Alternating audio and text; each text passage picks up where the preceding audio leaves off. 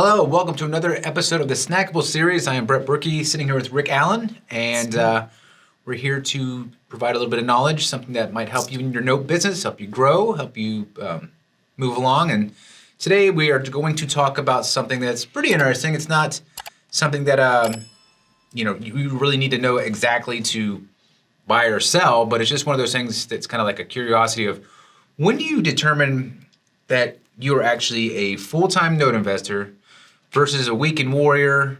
Is it based on the type of asset? You know, if I'm buying all performing loans, can I stay weekend warrior, or do I have to, when I'm buying non-performing loans, am I just all in? Like, what's the time dedication for this? Can I have a full-time job and still buy 50 notes? You know, like, so those things. When am I quitting my job and doing notes full-time? So like those things like that are just interesting questions to know. Yes. You know, because I know you actually didn't have any other full-time job besides, I mean, like real estate, but it was like, you guys had your own thing.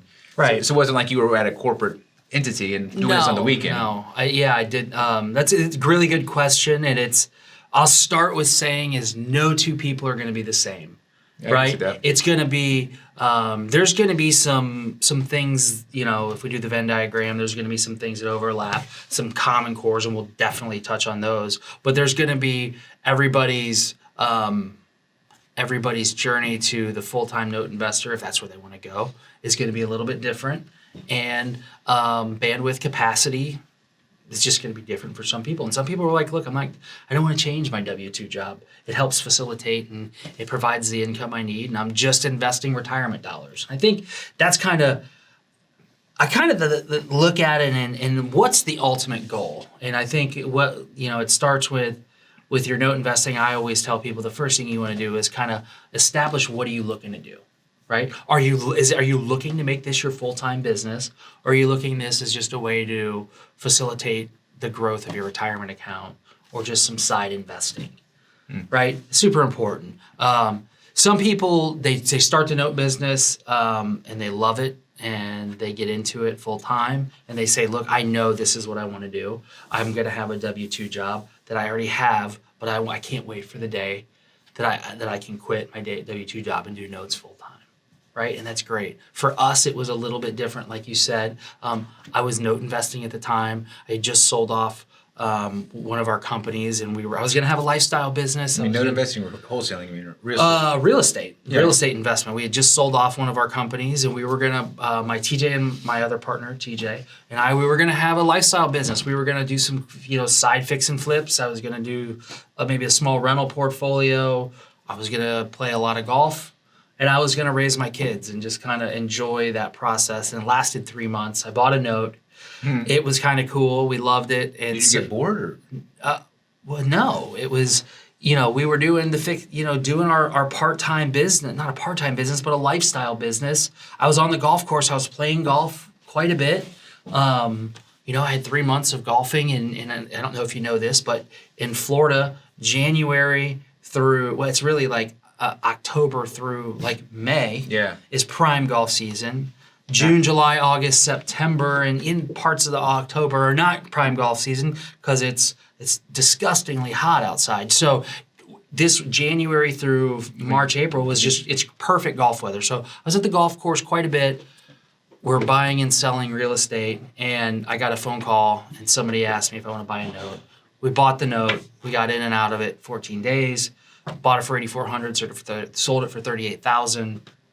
I was like, hey, let's do that again. So we did that again, and we naturally grew. It was just like we just started doing it, and it was easier to get those assets than it was real estate. So it kind of just became our full-time business. But unlike a lot of other people's journeys. It's 100% not how. That's how the 1% do it. That's not how the 99% or that's how the 20%, not the 80%. If we're doing the 80-20 rule. Yeah, because you're already in the field in real estate, but a lot of people are, at least like a high majority of people on our site as buyers. We'll have. Well, I talked to somebody yesterday. He's like, "Look, I need to get back with the seller. I know I'm at a job right now. I don't have access to that computer. So I said, hey, look, I'll just tell him you're going to be there tonight. And so I just update him. Hey, the buyer's on the.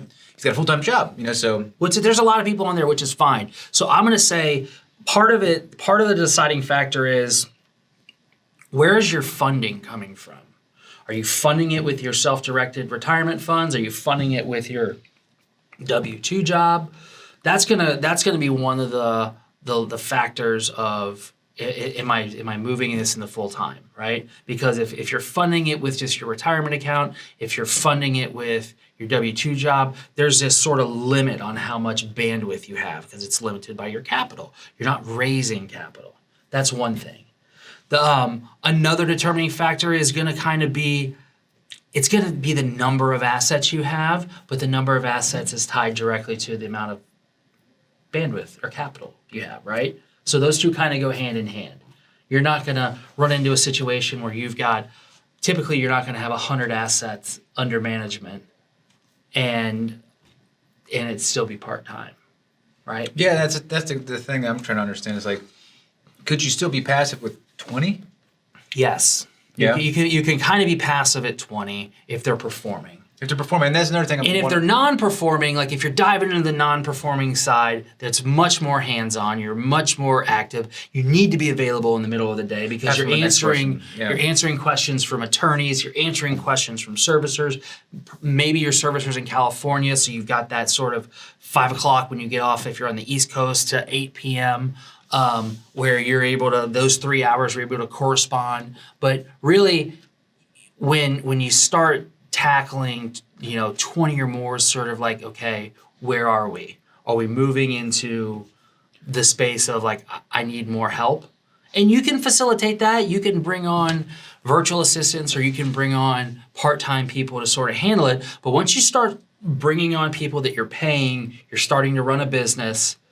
And you can run a business while you're working a W-2 job, but eventually what happens is you need to make the decision, are you working in your business or are you working on your business? And if you follow like maybe Martin Sands has got a great philosophy of, the 3-to-1. If I buy one asset or I'm looking at one asset, I need to replace it with three more. And that's going to grow. If you do it like that, you're constantly growing your business. You're going to make that transition pretty quickly and it'll be evident to when you do it. Another factor is how are you structured? Go ahead. When you're making that transition, is your goal just to replace your current day-to-day? Is that like, like that you just... No, it shouldn't. I mean... Replace the income you're making. So you're trying to make your passive income, outweigh what you're currently making with the right. W-2 job. You're doing that. And you can certainly be working on your business, and when it starts exceeding what you're making in your day job is fine. But you have to look at that and say, well, am I doing that with my self-directed retirement account? Oh, yeah. Because if I'm doing that with my self-directed retirement account, I'm not making any headway because the funds that should be going back and, the funds that should be moving into my retirement account are being used to pay my salary to run my company. It doesn't work. It doesn't work. You're not doing it. So that, sort of that next crossroads is, how is your business structured? Are you structured in a sense that I've got, a structured fund? Is it a Reg D, a Reg A? That's when you're full-time. That's when you're going full-time, is when you're making that decision. And you're like, look, I'm going to start taking in outside capital. Mm-hmm. When you start taking in outside capital, you need to be focused on it.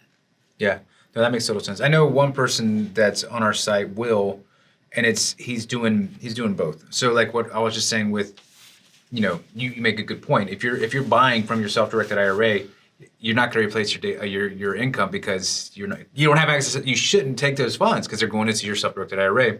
But I do know somebody who's doing a very cool hybrid approach where what they'll do is they'll buy the note on paper stack. They'll already have the partial sold off. They take the partial off the platform. Yes. They buy it. They sell the partial, and then what they're doing is they're funding their self-directed IRA account. But they'll also make a spread on the note. Correct. And that is definitely one way to do it. I'm not going to advise one way or the other, whether it's a great idea, a bad idea. I don't know the self-directed rules, regulations, and laws to say, look, are you allowed to do that? Are you not allowed to do that?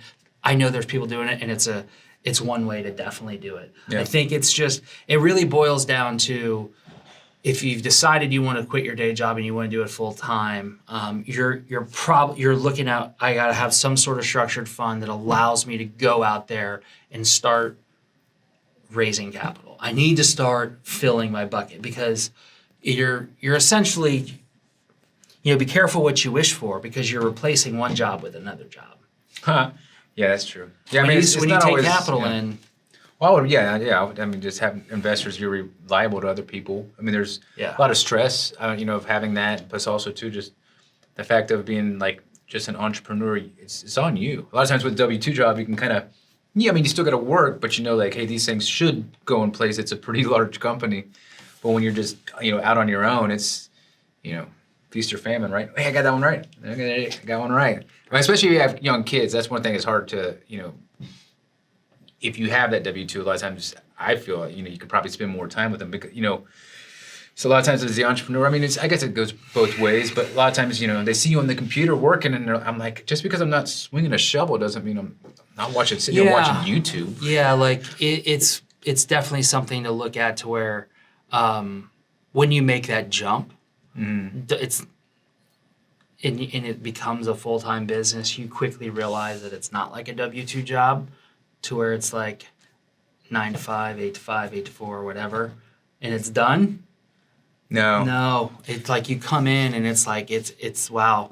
It's like when you work for yourself or you're running a company, you can be up till 1 o'clock in the morning sending emails or handling stuff or on vacation and realizing that my brothers, they have one works for the city and one's a financial planner for Fidelity, and they go on vacation. They wipe their hands clean of it. They're done. I'm on vacation. It's every morning's the same, and in the afternoon it's kind of doing some stuff. So it's never off. You're never off. You're always on. So that's sort of something to be wary of. But I think it's just important to think about and understand. Like, have your plan. Are you making this full time? If it's going to be a full time job, and you want to quit your W-2 job, and this is what you want to focus on is just investing in debt.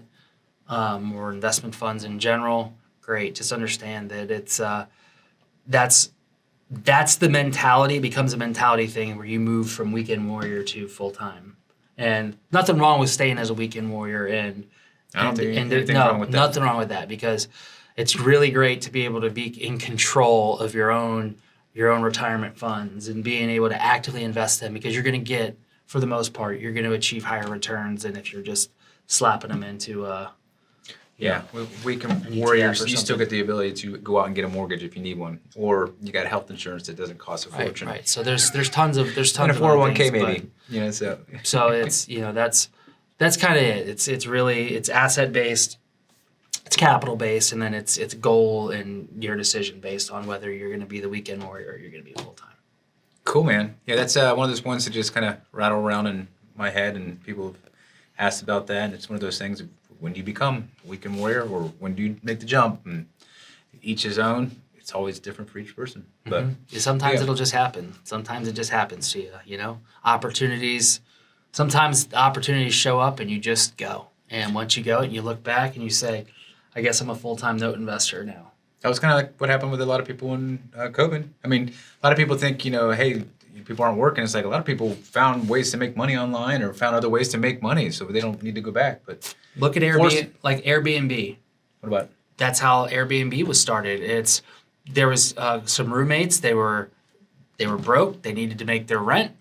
There was something in town. There was a convention in town. Mm-hmm. The hotels were full, so they put out, I think it was a classifieds ad or something. They put out an ad on Craigslist or something like that. Mm-hmm. Craigslist, and it was like, "Hey, look, we've got some air mattresses for rent that you can come stay in our place." And people paid them, and they go, "Wow, this is amazing." And so next thing you know, they went from having one job to running a startup to opening up Airbnb. And, they didn't start out with that decision. It just kind of happened. So you just got to, sometimes you're going to get there by decision, and sometimes it's just you get swept away and you look around and you say, well, I guess here we are.